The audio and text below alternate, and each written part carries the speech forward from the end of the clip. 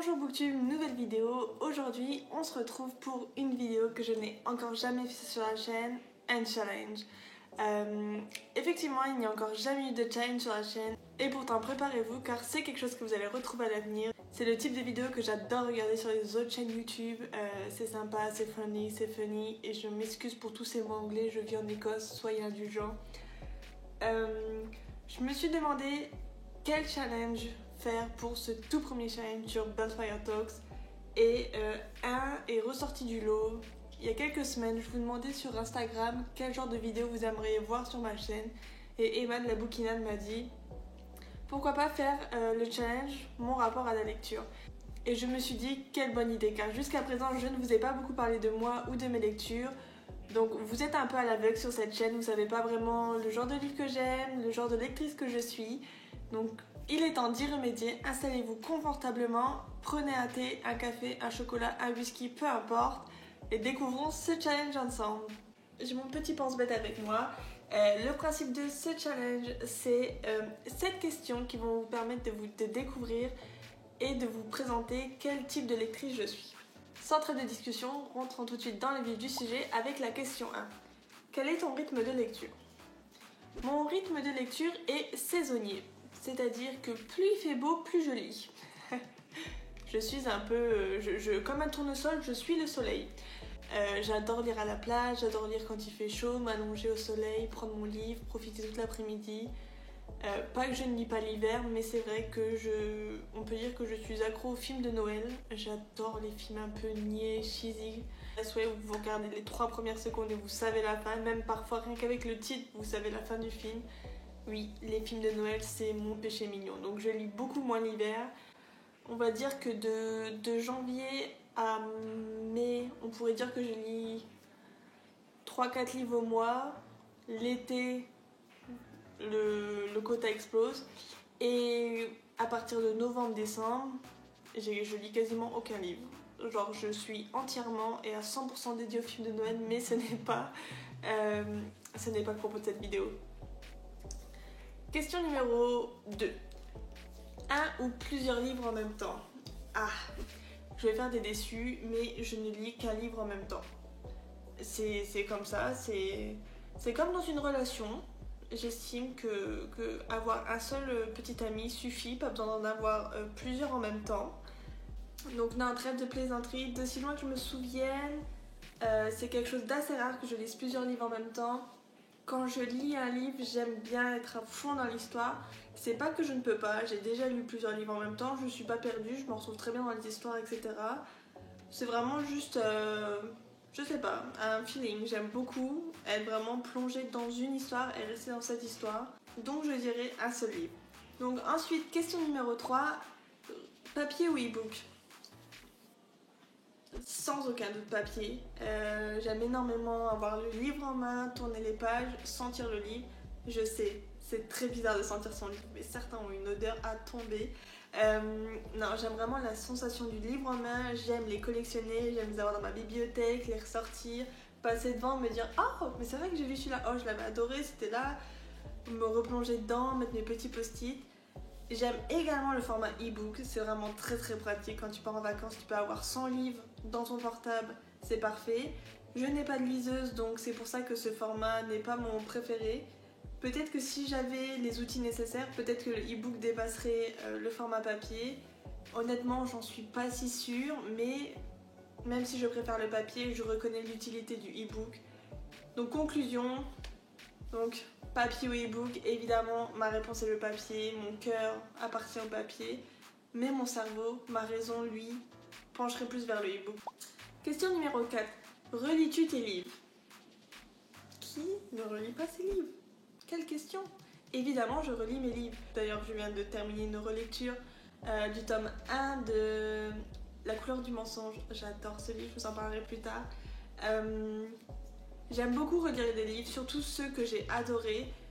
Ça va me prendre comme ça. Je vais me dire waouh, j'ai envie de relire les 7 Harry Potter.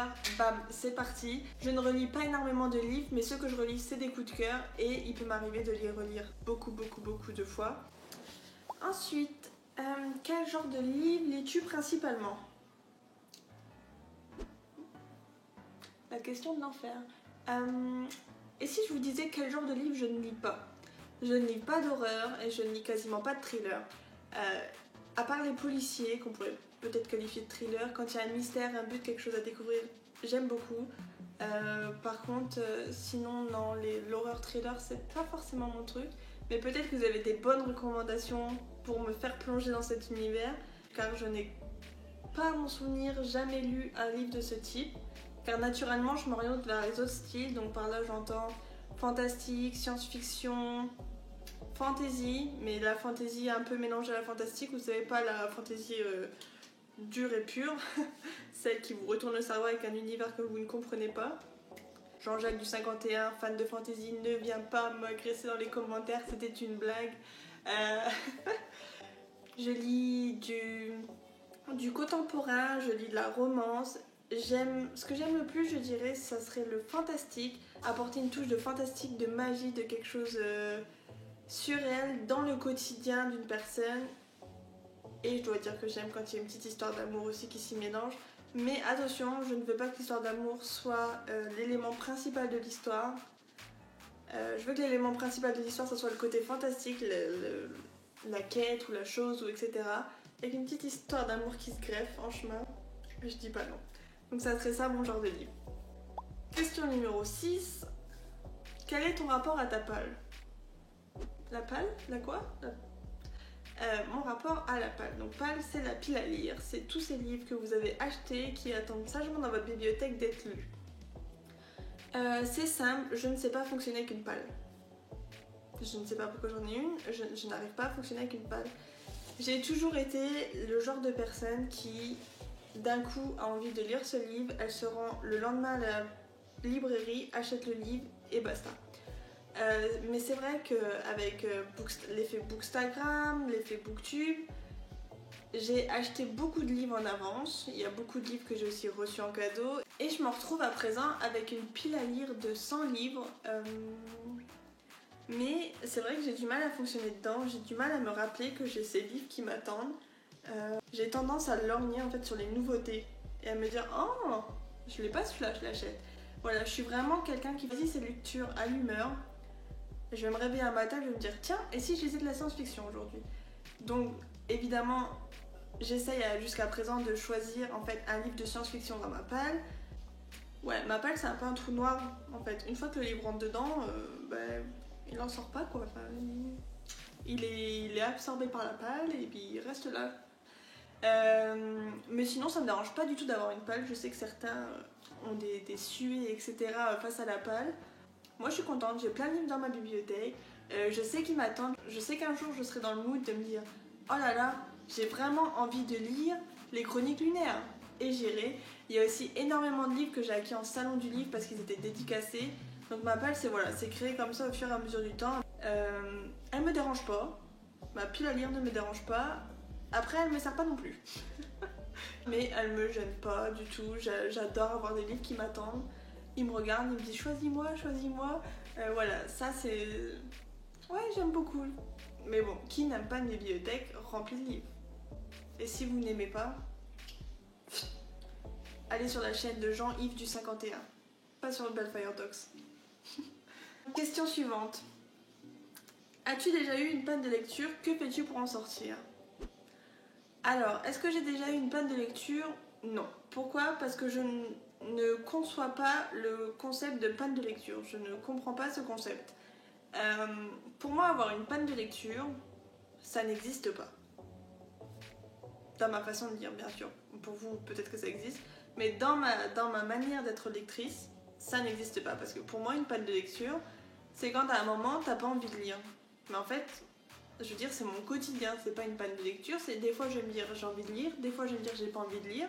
Je veux dire, comme je me force jamais à lire, la panne de lecture n'arrive pas en soi parce que, en fait, pour moi, c'est juste naturel de se dire j'ai pas envie de lire aujourd'hui, je lis pas, je lirai demain.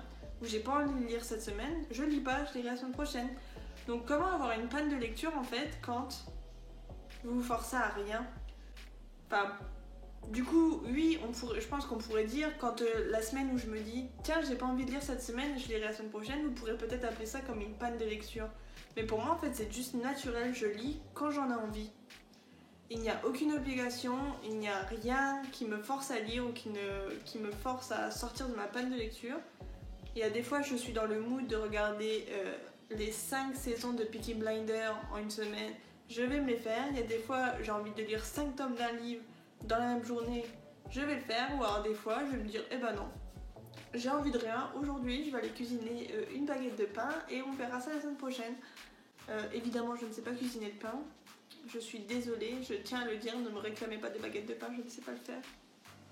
Mais du coup, en fait, la panne de lecture, j'ai jamais considéré ça comme une panne de lecture ou comme un truc qui me dit oh là là, je me sens mal, je peux pas, j'arrive pas à lire, j'arrive pas à rentrer dans un autre livre, comment faire? Vu que je suis quelqu'un qui fonctionne aussi, comme je vous l'ai dit, très à l'humeur, en fait, je vais me dire tiens, aujourd'hui je veux lire de la science-fiction, quand je vais rentrer dans le livre, il va correspondre à l'envie que j'ai envie en ce moment. Donc, que fais-tu pour en sortir? Bah, je vous dirais de faire ce que je fais pour ne pas y entrer, justement. De choisir vos lectures en fonction de ce que vous avez vraiment envie. Ne vous sentez pas obligé de lire tel livre parce qu'il vient de sortir, tout le monde en parle, ou parce que telle maison d'édition vous l'a envoyé, donc vous devez le faire passer en priorité avant toutes vos autres lectures, ou parce que votre copine vous en parle, ou je ne sais quelle autre raison. Lisez vraiment le livre que vous avez envie de lire à ce moment X. Ne vous forcez pas à lire ce que vous n'avez pas envie, et en fait la panne de lecture n'arrivera jamais, vous ne serez jamais dans cet état à vous dire oh là là, je me sens mal, je me sens obligée de lire ça, j'ai pas envie.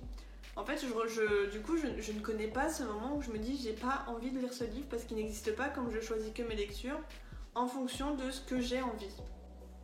Je sais pas si c'est bien clair, je pense que mon explication elle est un peu bancale, mais j'espère que ça ira. Et dernière question, qu'est-ce qu'un lecteur? Voilà. Direction, on va demander à mon copain Robert Larousse, qu'est-ce qu'il en pense? Qu'est-ce qu'un lecteur? Eh ben, c'est moi, c'est vous, c'est... Pour moi, c'est toute personne qui se plonge dans un récit, dans un univers quel qu'il soit, que ce soit un roman, un poème, une nouvelle, je sais pas, les résultats du PMU. Non, peut-être pas les résultats du PMU quand même, mais voilà, c'est vraiment... pour moi, un lecteur, c'est toute personne qui a envie de découvrir une histoire, de découvrir quelque chose ou d'apprendre quelque chose. Ok, je le conçois, c'était la pire réponse de tous ces tags, de tous les booktubers qui ont fait le tag. Je crois que j'ai fait la pire réponse. Bon, un lecteur, c'est moi. On va s'arrêter là. C'est déjà fini pour ce tag. J'espère que vous avez pris autant de plaisir à le regarder que moi à le faire. Ça m'a permis de me présenter un peu plus, quel type de lectrice je suis, quel genre de lecture j'aime. Évidemment, on est resté sur les basiques, mais je compte me dévoiler un peu plus à travers de futures vidéos. Surtout, je vous invite à venir dans les commentaires si jamais vous vous retrouvez dans certaines situations de cette vidéo, si comme moi vous avez telle ou telle façon de penser. N'hésitez pas également à me poser des questions si certaines réponses n'étaient pas claires. Je pense notamment à la question sur la panne de lecture qui va être totalement fouillie. Mais bon, c'est le but du jeu aussi, c'est d'être voilà, naturel et d'être avec vous, de vous parler comme si on était autour d'un café. Donc voilà, je vous retrouve plus tard pour d'autres vidéos sur le thème de Booktube.